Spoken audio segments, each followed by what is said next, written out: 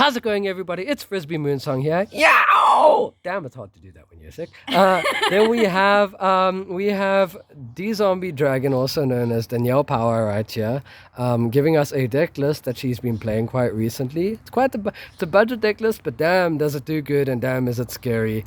We have one of the best budget lists. So you can tell us, what did you play at States and have been playing recently? I played Floo under Ease. Floo under Ease, the bird flu themselves. So we're going to get straight into the deck list and see what she has with us. Before we start, did you have any regrets about the tournament, or do you have any positives about the tournament? What were the pluses and minuses about it? Tournament was awesome. I loved the fact that there were a lot of people that we were able to come together as a community. It was my first big tournament since OTS and regionals. It was my first biggest tournament.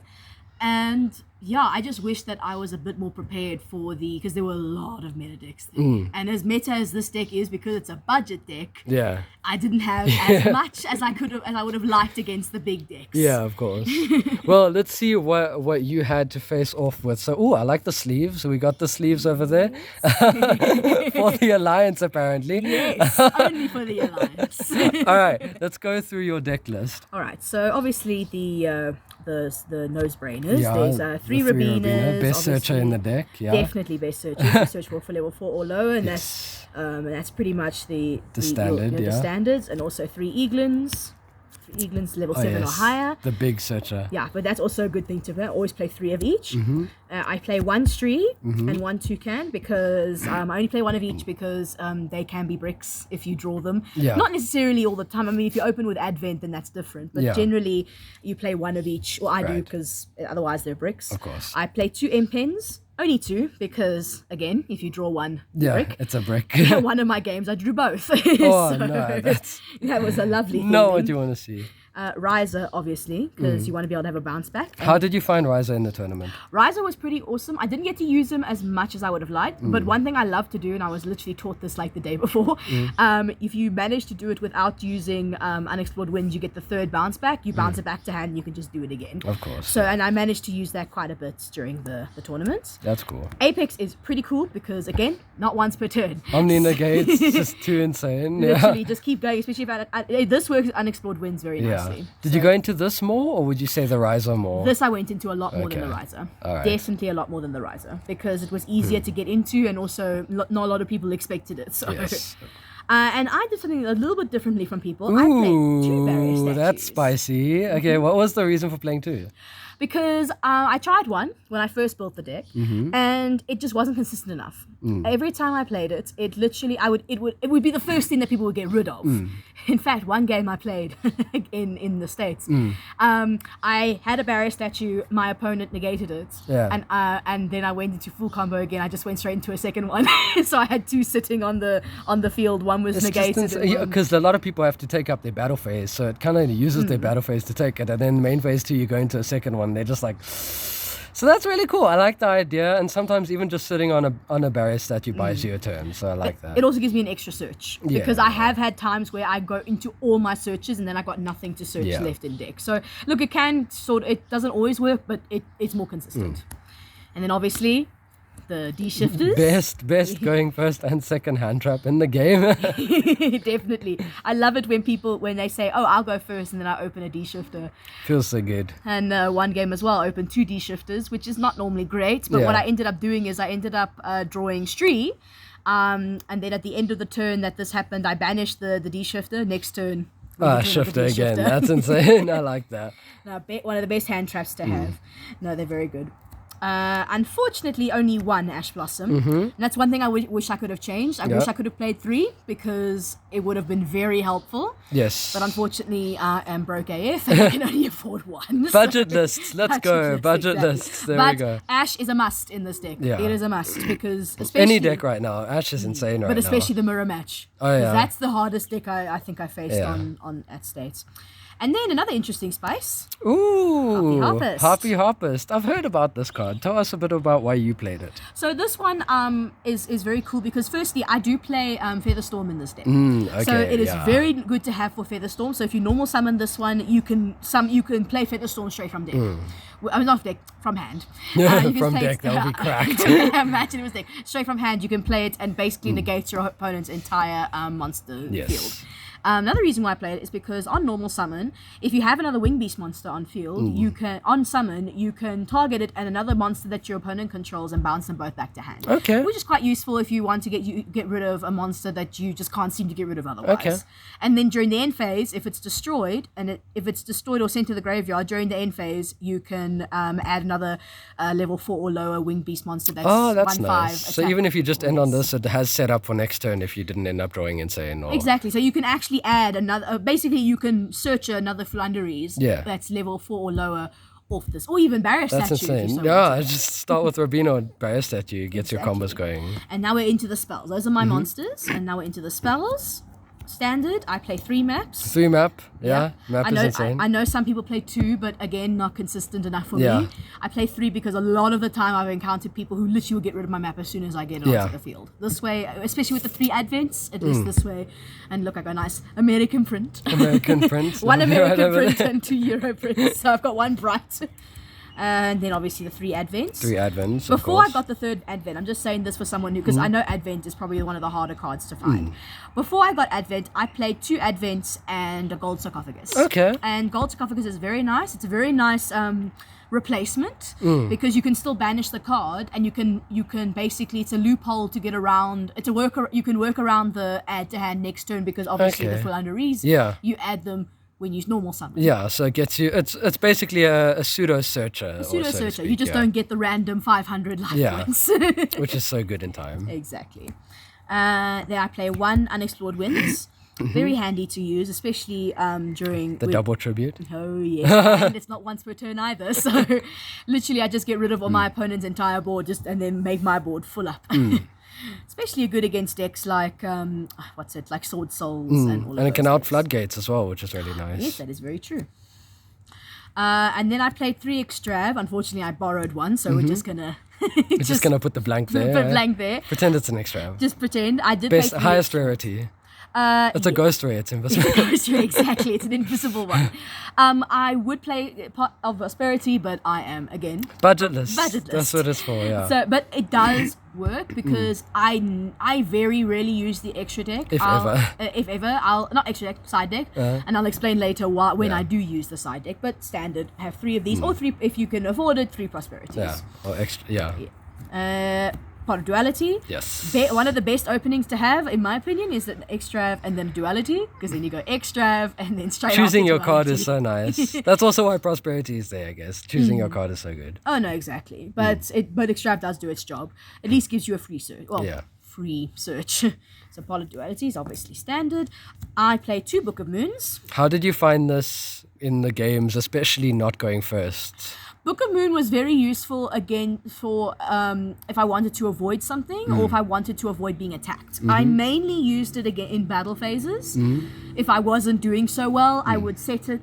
If I drew it, I would set it and then pass, and then as they did the attack, Book of Moon targeting. But I did use it a couple times to dodge other things, like if they wanted to negate something. Yeah, like Imperms and Veilers. And stuff I did like it to dodge Imperms and Veilers. It's very good for that. But as useful as it is, it's good to play 2 because you need the space for other cards. Yeah. So that's the Book of Moons. I play 1 Called By. And I main deck this because of how many decks these days use pesky hand traps. Pesky hand traps. This saved me a lot against Ash. Ah, okay, yeah, Ash, of course. This actually, I was Ash so many times at States. This helped me so much against Ash. Like, insane, because I opened with it so many times. Actually, that's why it's at 1, eh? Exactly. But funny, I just happen to open it all the time. And then those are all my spells. And then traps, obviously, standard. I play Dreaming Town. Yeah.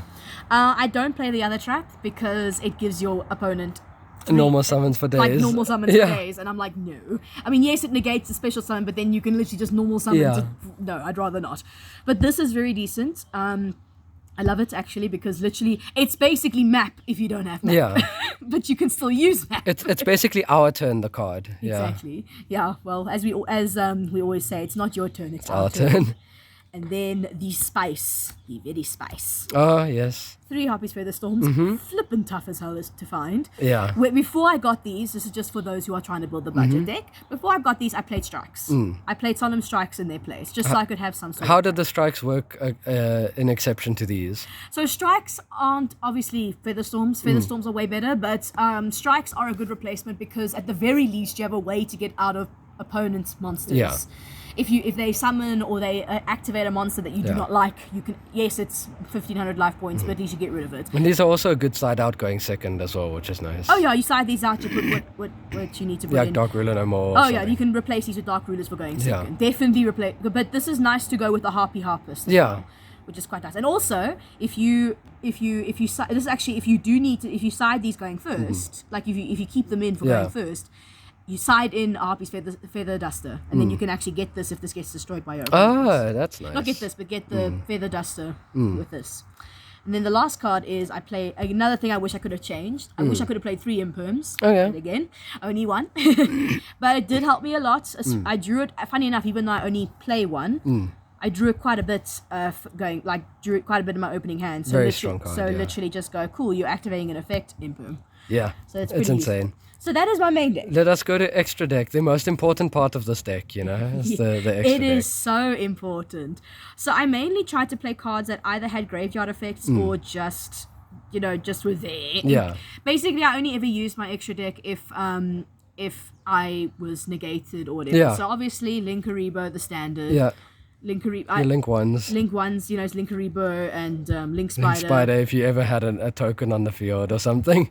No, exactly. I only ever used these if I was desperately trying to get out of a situation. But Linkaribo is always nice to protect you against the battle, basically. And Link Spider obviously is normal. The rest of the stuff that doesn't matter. Yeah, IP. I just built this deck based on what I would need. So IP is standard. Just why not? Nightmare Phoenix. I did put this in Nightmare Phoenix and Nightmare Unicorn. I did put in as a just in case if I wanted to. To get rid of some stuff. If it ever came up. Exactly, if it ever did come up. And then... Trisbane, just because. Just because. You never know. Bottle Sword, I like to have him in there, even though I didn't really use him. Just because he looks cool. He looks cool, but also if I get him out, he's actually really useful. I mean, he's helped me quite a bit. And then I just put some of my Wind Witches in there. Just remnants from a previous deck. Exactly. No, it's really... but she does have an on-field effect. Not that it really matters, but anyway. Clearing Fast Dragon, he's pretty useful to have because he can negate things. Yeah. So if I had to go into him, I could. If only, you just normal summon Ash and see where we can go. Exactly. Wind Pegasus this is the Grave Effect. That's the one that I kept in for the Grave Effect. Yeah. So he at least could help me if I needed to get him out of there for like materials and such. And then Crystal Wing, just because it's pretty. Just because it's pretty. It's pretty. Now here are the cards I actually did use. My XEs. Lurlusk assembled Nightingale. Because she can attack directly, and if she does attack directly, I can literally go straight into. I can either use her or her because they attack. Oh, that's interesting. No, they Ensemble Robin, yeah. No, they're very. These are the Lurlusks that are useful to start with. If one you gets get like banished. Ashed and Veiled at the same time, and then you're just sitting with 2 level 1s. So basically, that's when I used it. If I had, let's say, I had a Rabina on the field that I summoned off of map, let's say, and then I but it got negated. Yeah. But I normal summoned maybe Eaglin, and it got negated as well. So both technically have not, because unfortunately with Fluanderies, once you've gone through an effect with one of the cards, you cannot special summon for the rest of that turn. Yeah. So I basically thought, okay, I need these in because I cannot sit with 2 level 1s that are less than 1,000 attack. Because then what's the point? So I thought, let me at least have these in because then I can literally put them together, XE into either Nightingale or this one, depending on which one I want to do. And then you go for the Downer. And then I go into Downer Magician, and then obviously... And then the Zeus right over there. That's cool. Okay, that's so, nice. Did you ever go into it at all in the tournament? I did twice. Okay, wow, that's more than expected for the States. No, but that's because I went up against decks like zombies. Okay, and that all makes of those sense. Who literally would negate everything that I put on the field, so it helped a lot. Alrighty, let's go for the side deck. Side deck is the interesting part. So I played 2 Dark Rulers in there. Not 3 because it's useful to have 3, but at the same time 2 I think is better because at least you still have space for more cards. A lot of the decks now are like back row mostly, and it's easier to play around the front row than the back row. So Exactly. So, but it's good to have these, especially going second. Yeah. Because especially against decks like Sword Soul and Despia and all the other decks, they're very useful to have against those. I played 2 Twin Twisters. I mainly play Twin Twisters and a similar card you'll see a bit later for decks like with Zombie World because as you can probably guess, Zombie World just ends this deck's life. And that actually happened to me. Yeah. I played against the zombie deck and literally both rounds, he literally killed me because he got Zombie World out. And I had no way of getting rid of it unless I pulled one of these. Of course. This, and then obviously I played 2 Raigekis. Just blow out the front row. Just why not? Yeah. Exactly. This is just so because again, if there's a way because if there's a card that prevents me from doing something, then at least I can get rid of their monsters. Well, it's a bait out for a negate. It's also a bait out exactly because I did actually bait out a few people on that Saturday. This is just a blank card. It's meant to be a lightning storm. Okay. But again, that's a very hard card to find. That was just lent to me by a very kind benefactor. Never actually used lightning storm, funny enough, but I did use it as a going second card. Yes. Because very useful if your opponent has more monsters or more spells, you can at least get rid of it with lightning storm. And that's another negate bait kind of thing. Exactly. Harpy's Feather Duster, again, very nice to use it's very insane, but it's also very nice to use with Harpy's Feather Storm. Yeah.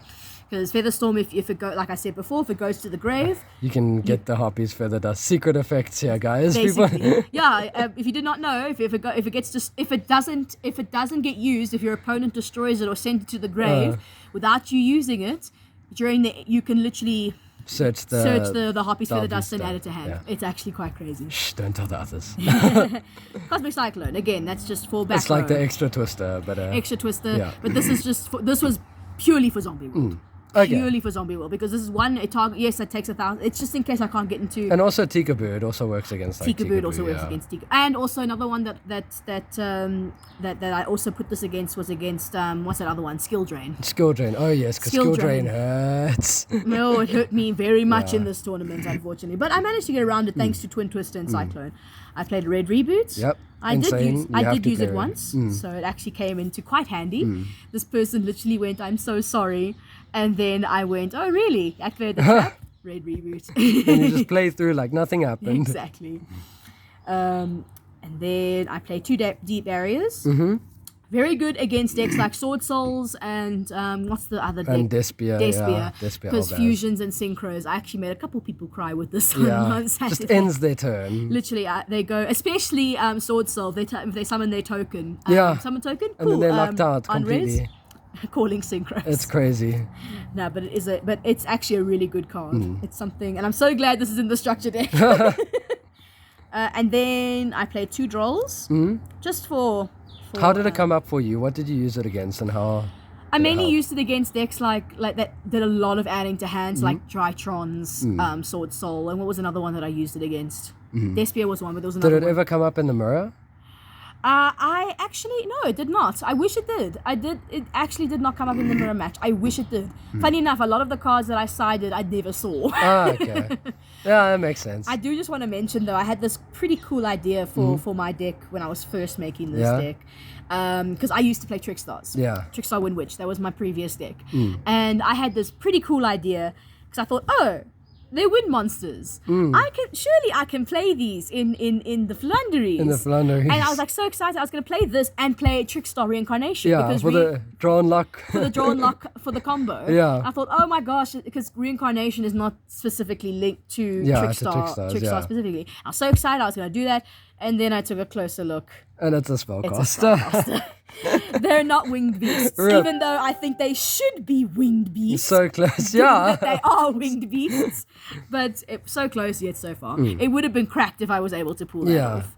I do have another idea for this deck that I want to try though, and this leads into it actually. Ooh, Dark Samorg. Dark Samorg I mainly put in there for an extra level 7 or higher, but if you look at the last effect it has, your opponent cannot set cards. That's insane. That actually kills like Eldritch and stuff. Really And that's good. mainly what Eldritch and Altergeist. That's what I mainly cited this for. But I also had an idea, and I want to try this someday. I want to do Dark Samorg alongside Anti-Spell Fragrance. Oh, that would be insane. Because can you That'd be imagine really then your cool. opponent cannot set spells or do spells? That will come up more when Prosperity is put into the deck, when it's less budget. Oh yeah, definitely. Of course. So do you have any like final words that you would like to say? How do you find the deck? How do you find the day of playing it and everything? Honestly, this deck is really fun. It is a lot of fun. Yes, people are salty about it, but they must just get over it. Yeah, that guys, get over it. Get good. They must just get over the fact that they need to share their turn like they need to share their toys. And are there any shout outs you want to send from the Yu-Gi-Oh community and for the day? Honestly, I need to say biggest shout out to Andrew Freer because for running the day, and I know he was not feeling well by the end of that day as well. And the fact that he stayed, because we didn't get out of there until like what 11. Yeah. It was late. Yeah. But all the judges in general, like it was, and also to the community as a whole, there was no fighting, barely any like problems. It was actually a really chill day. There was barely any problems on the day from what I saw. Yeah. You know, other than a couple of, disagreements here and there. It really was, I just want to give a big shout Which out. is normal for Yu-Gi-Oh, I guess. Exactly. But yeah, biggest shout out, and also biggest shout out to Andrew as well, and to Robert, to you actually, because you did help me a lot as well with building this. All right, thank you so much, Danny, for joining us on the channel, and thank you so much for this awesome budget deck profile. Awesome. And that's it from me, Frisby Moonsong. We will see you guys in the next video. Cheers, guys. Do it with me. Yow!